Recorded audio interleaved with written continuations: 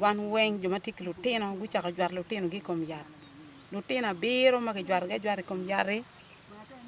cho madong ke kwanyo gi neko gi maromo dano piera rio gang en won gang en ni kachiel ki dako ne makwara won gang maditi ki en min ote ki wuda chiel wen ki neko en dano gang en ni dano gang ini ken ma ki neko lutino ki dano madong dano bung wen gang chiel ci kar ma gin gu neko dano holi wen wan jo muken wadong maromo dano piera dek wabedo ki chwe chwiny matek machalo an en abedo ki chwe chwiny pi mwaki maromo adek angwen ma di chia achiel pi achamo mano amar pie ber kere abedo ki chwe chwiny lutin ariyo ki jware kum yari ki dong bene chwar be ki neko yo men ma miera ko kere wiya wen lingo kai chawa ina chako par pambi yon pi kuma kere jar kalari mu palchuna te donga doa to presa mako. As the as FJDI, we have supported a number of memorial initiatives whereby we go to communities who have suffered armed conflict. People have suffered massacres, like for example in Chini today. Inu mo madong watiki kero mi fu kono mo be no dong peke lutino mo mier kwan ngi na ay wadong ki lutino mo ma no tiari adek matu mo mier kwan wa ki chule gang kwan be ti wa chalo ko ni gamente mier kwan wa ento gamente be kwan wa wadlego lega ni mier ki kwan wa gang kwan wa ko ben mini po ti gamente umi kwan gang kwan me munene ne ko be ti en gamente ye wadwa ko poj ben borre pn umi kwan gang kwan ma ko bertie en mi kon wa chawani wati gang kwan en ni kere ol wati pigwang ci wanen be ni gang kwan ti en to fut wati ki lega ni mero o chwal ko ko wa gamenta kon wa pien ka chal wan mi nen wan dong po pe ki ker mo ken maro ma mero kon me pelo ti ko te na magi wati gang kwan dong pe pien wa pe ki ker mo ken mi chulo ten kwan fu ben mer ini fu ki ci dong ker wati ka to ko pen Ci to biru ne wa malet ko ber ma do ngana waja da kito la me ana waja wa ane na do kada tiki tuo maka gamente obino che po la wa wano ta kombedi tuo ma do tika yelo monta ne we no en pressure ki alsa ne we tuo tam man ko da dag ne ngatu mo ken ma reti kome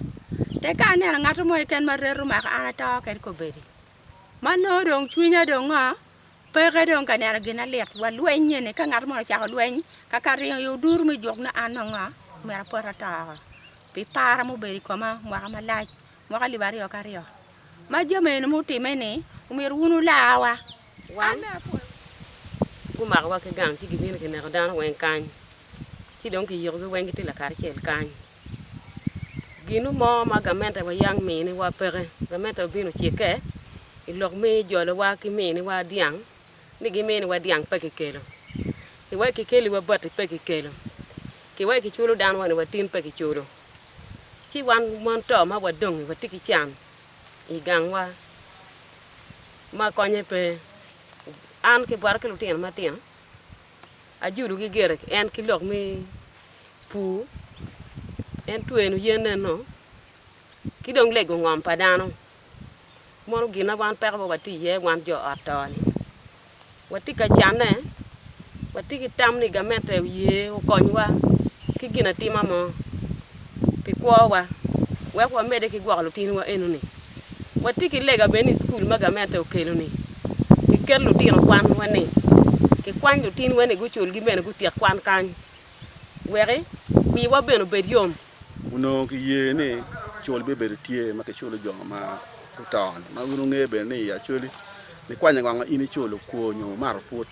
ya ka bek dan we ku jwe ci gine ne pege temo ci ni nge ka pege temo jama keteni yele wa wan en mano wan wati victims ni piani dano cha nge ni pe wan wati ka yele me ne ni ki cholo ko ne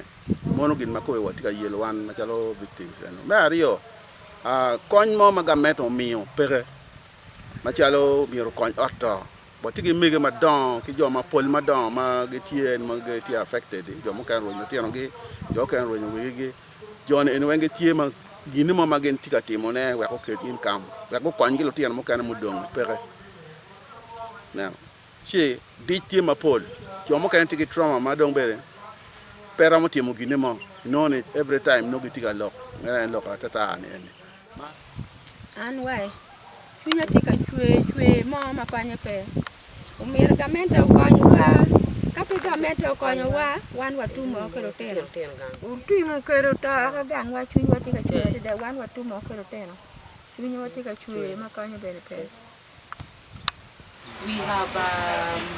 managed to support them with support from International Development Law Organization, IDLO. We this year supporting the memorial events. We have supported from Teso last month. We were in Teso Mukura, whereby victims of wagon, they were burnt in a train wagon. They were massacred, so they are also trying to appeal to the government for support. But why do we support these memorial initiatives? In a way, as an organization, we are sending out the voices of the victims who are crying for support from different institutions or stakeholders, especially the government. As victims have suffered a lot and they are still suffering, and they are looking forward to the government to give them support for all the armed conflict that they've suffered. But now, as an organization, ours is mostly about advocacy. We advocate for them, and then we are at their forefront asking for the government to come in and support these victims. I am so happy that for the initiatives of the government who have supported this community with the technical school, and many other victims are crying for the same. Wherever we go to give this support, victims have always cried that they need the support from the government. But as you know, sometimes it becomes hard for the government to give individual support to these victims.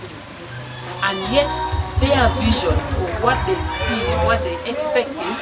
individual support from the government. At least each of them wants the government to pay them household, which is quite difficult. But the government